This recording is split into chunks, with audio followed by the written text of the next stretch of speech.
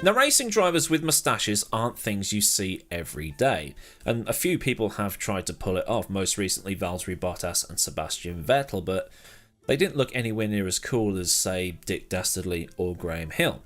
But there was a third driver, a man who managed to bring in loads of crowds to Donington Park by, well, just existing, and that man is Nigel Mansell. Now, our Nige had been out of Formula 1 for a few years by the time this story gets going. His career was basically done, and after winning the 1992 World Championship, he went to the States and became so far the only person to hold the Formula 1 World Championship and the IndyCar, then kart title, at the same time. But for a few days during the BTCC season in 1998, he was back. And in a way, it was hopefully going to be a way of showing that he still had it, because in 1995, after a few races with Williams in 1994, he tried to return to Formula 1 full-time with McLaren, but it caused so many issues. Marlboro, McLaren's primary sponsor at that time, wanted a world champion, but Mercedes wanted someone younger and lower profile. But still, Nigel got the seat, and then couldn't race for the first couple of rounds because he was too big for the MP410. When he finally got to drive the car at Imola, he clashed with Eddie Irvine and was out of the race, and after just 2 races in that car, he was gone. But in 1993, after the kart season ended, Nigel was left with nothing to do, so he came back to England and decided to take part in the 1993 TOCA Shootout, which is basically a end-of-season banter-fest, totally non-championship, just-for-fun race held at Donington Park. And it's a race that usually doesn't have a lot of crowd attention. That is until it gets announced that the 1992 World Champion is going to be there. In the practice session, Red 5 was off into the gravel after 2 laps, and ended up in the gravel trap again by the end of the afternoon. And because of the reverse grid, Mansell would start 13th, while his teammate Paul Radicic, who had been the fastest man, started at the back. During the race, Mansell started to make his way up the field and was running as high as 5th, and was also involved in a right humdinger of a battle with the man, the myth, the legend that is Tiff Needell. But then Mansell developed a misfire on his Mondeo, and the only thing keeping him in the race was the regular intervention of the safety car to keep the cars bunched up, NASCAR style. Nigel kept on dropping further and further back, but eventually the engine came back to him so he could start overtaking. But on the exit of Old Hairpin, Mansell lost control and came across Tiff's car. He was tipped round with the car hitting the bridge support at Starkey's and knocking him out.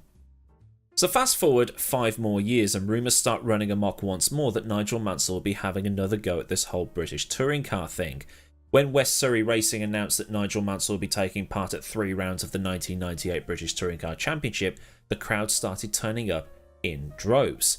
At that race in 1993, the 10,000 strong crowd had been increased to 60,000, so Nigel will be able to do the whole thing without lifting a finger in terms of bringing people through the gate. He'd be running at Donington, Brands and the Silverstone season finale, and he'd be racing in the BTCC when it was at the peak of madness, popularity and appeal to manufacturers. Nobody was taking him seriously. Nigel hadn't done much in tin-top cars, and the little time he had done was 5 years ago, and got himself hospitalised for the trouble. The established drivers saw it as a publicity stunt, and drivers like Matt Neal and Jason Plato know by just watching a driver walk into a briefing room who is going to get their ass kicked in this super elbows out sport. And Mansell was going to have to bring his A game, because it's easy to look at the 1998 BTCC entry list and go, oh, they've got no chance against Mansell because none of them are F1 drivers, I've never heard of them. But for anyone who saw this era, Mansell had to go up against the Renaults of Plato and Menu, the Vauxhalls of Cleland and Warwick, Rydell and Morbidelli in the Volvos, Harvey and Radicic in the Peugeots, and Anthony Reid and David Leslie in the Nissans, to name quite literally some of the grid.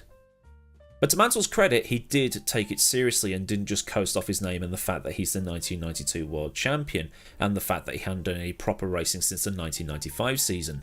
The only racing he'd done in 1998 before doing the touring cars was some ice racing, and he knew that there would be a lot of people that were going to be there just to see him, so he couldn't really mess it up. But the Donington weekend didn't go as well as he'd hoped at the start. One of the Vectras had fired him off in the pre-race test and left Ford with a bit of a repair bill. In the sprint race, Mansell hadn't even finished because he crashed out by himself at Coppice after qualifying 3rd and could only qualify in 19th for the feature race. So okay, let's explain sprint and feature racing if you're new to this era of touring cars. Back then there were 2 races, a short sprint and then a longer feature race. In the sprint it was like the BTCC is today. 1 race, balls to the wall, go for it. But in the feature race, it had its own one-shot qualifying system that set the grid, as did the sprint for that matter, but in this race you had to make a pit stop to change at least 2 tyres between 15 and 75% distance.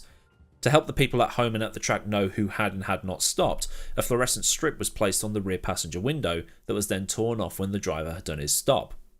Proper high-tech stuff. For the feature race though, Donington was going to be drenched in rain, which was good for Ford because, well, it was the only time that the Mondeos actually worked.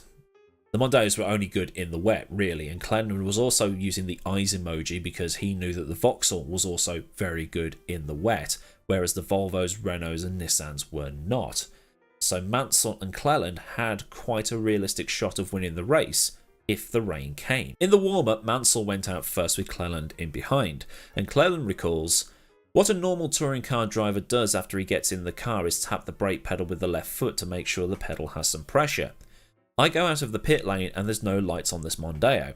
I go down into Redgate and still no lights. I'm thinking he's either stupid or brave or the bulbs have all blown. We go down the crane of curves and I go down the inside of him, close enough that it lost me my wing mirror and I took off his as well. My car in the wet was really good and we were the quickest that morning. I get out and as I'm chatting to the engineers, Nigel comes stomping into the garage. What was that all about? What were you trying to do? I told him I was just welcoming you to touring car racing because this is how it's going to be for the rest of the day." Also at this race, a young Jenson Button was racing Formula Fords against Dan Weldon, so it really was a race of the old guard touring car drivers and a Formula 1 world champion, as well as, well, the stars of the future. Cool little thing to know. The race started on a greasy track and all the cars were on slicks. Peter Cox's Honda was spun out at turn 1 and Mansell started to put on a show and got gifted freebies as the likes of Tim Harvey and Alan Menu went off on the slick track. The Nissans were dominating with Reed leading Leslie and Will Hoy binned his Mondeo into the wall at McLean's, the corner before Coppice where Mansell left the track in the sprint. The Nissans were pulling away, but if it started to rain harder they'd lose all the advantage they built up. Mansell was last on the opening lap but managed to get past cars with clean moves that were more fitting of an open wheel race than a touring car one and was up to 13th by lap 7. But it was getting darker out there on track and more spray was being kicked up. The rain was getting harder. Mansell then got locked in a battle with Morbidelli's Volvo, Neil's Nissan and the Honda of Peter Cox coming towards the chicane. Neil and Nigel started leaning on each other but it was pretty clean and close-fought racing, with Mansell holding them off for the most part. But Morbidelli was able to take the place out of the chicane to stay in front. For the likes of Token Management and the BBC and Eurosport broadcasting the race, this was exactly what they needed. Racing for 13th on lap 12 like it was for the win. Cleland then dropped from 3rd down the order after sliding off the road at Coppice. Then Rydell and Gravett spun on the exit of the chicane, but Rydell was actually helped around by Derek Warwick, which sent them both back down the order, and they barely missed being hit by cars as they came out of the chicane. Gravett went into the pit lane to take some wets, but Rydell had to go around once more. Plato was the first of the front runners to pit at the end of lap 16, while it looked like the Nissans were gambling on the rain easing off. It took Plato over 20 seconds to get all 4 tyres changed, due to BTCC rules preventing more than 2 tyres being changed at the same time, but all 4 needed to be swapped, so he was going to be there for a while. And it was the right time, as when the camera cut to Mansell coming out of Old Hairpin, he looked like he was driving a blue boat. And sure enough, Mansell stopped for wets at the end of lap 17 while the Nissans came in over the next 2 laps. But the Nissan's lead advantage was wiped out when the safety car had to be deployed because Radicic had gone off at Old Hairpin and got stuck in the gravel in an unsafe place. In the whole shuffle with the pit stops, Mansell was now up to 6th, but that became 5th when Jason Plato's Renault retired. So when the safety car was due to come in, the order was Reed, Leslie, Warwick, Cleland, Mansell, Muller in the top 6. Mansell then got promoted into 4th when Warwick had to pit again because he was on the wrong tyres. When the race got underway again, Cleland started giving Leslie the hurry up with Mansell giving them both a nudge along. Mansell then tried to go around the outside of the Vauxhall and Nissan but could only get one of them, with the 3 making contact with each other more than once as they came through McLean's and Coppice. I'll put a link to the race in the description so you can watch it for yourself. I know it sucks I can't show you the footage. But in this melee, it was Leslie, Cleland, Mansell, Muller and Reed all scrapping for first place. The Vauxhall and Ford definitely had the pace and the crowd was going bananas. Most of the crowd was there just to see Nigel scratch his own ass, and the fact that the Ford worked in the rain meant that the Mansell Maniacs could see their hero potentially win this race, as he was now into second, but then took the lead when Reed dropped it and ended up in the wall. Mansell was leading Cleland, and it was certainly going to be those two that would go for the win. Meanwhile, Muller was wishing that he had a four-wheel drive Audi as he went straight across the chicane. Cleland caught right up to the rear of the Mondeo and was looking a lot faster, one of the best BTCC drivers of them all against the 1992 F1 World Champion. Rather, one of the most elbows-out touring cars of them all against Il Leone. But Mansell, despite being sneered at by most of the grid, was doing well enough to keep the Vauxhall in behind. On lap 29 of 39, the gap was just 0.3 of a second, with Mansell covering off every attack from the Vauxhall. But Mansell over-defended and went too deep into the chicane on one lap and gifted Cleland the lead. Cleland would end up winning the race, but as you can see here from the results, Mansell was in 5th because he'd been given a 1.8 second penalty post-race for overtaking during the safety car period. Cleland was very happy with the win because during the course of the race he'd been in more of a chance of winning as the race went on, because Radicic, Harvey, Rydell, Reed, Muller, Plato and Menu had all gone for a bit of a lawn mowing sesh at some point in the race. He even said he could see the lot of them at Coppice egging him on, basically saying, "Don't let that guy win," because it would have really ruined their pride. Mansell couldn't even cross the line in second either. As the track dried in the closing stages, Warwick and Muller both nabbed him, and then he got the penalty for overtaking Muller at Redgate earlier on during the safety car period. But for the fans in attendance and those watching at home, we didn't care. We've been thoroughly entertained, irrespective of who was on the track, who won, who fell off and all that other stuff. It's often regarded as being one of, if not the greatest touring car races in history. It just so happens that Red 55 was on the track. As some do think that the only reason Mansell was at the front and in for the win because the Ford was good in the rain, given that he was down in 19th at the start. And this is supported further given that at Brands he had a total mare, and at Silverstone he was so anonymous you have to be reminded that he was, well, actually there to race.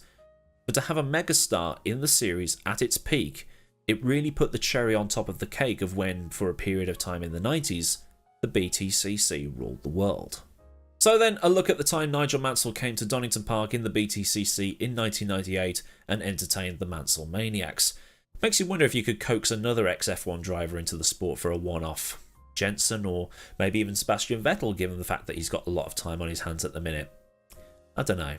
But if you did enjoy it, give the video a like, and for more stuff like this, get subscribed with the bell on so you never miss out on anything I do around here. Massive thanks as ever to the kind folk at Patreon for the support, and if you want to help out, you can do so by following the links in the description, where there's also links to Discord and to my socials. Or there's super thanks down there too if you just want to top up my coffee cup or something. So until next time, I've been Millward. Have a great day wherever you live in the world, and I'll see you all again soon for another video. Goodbye.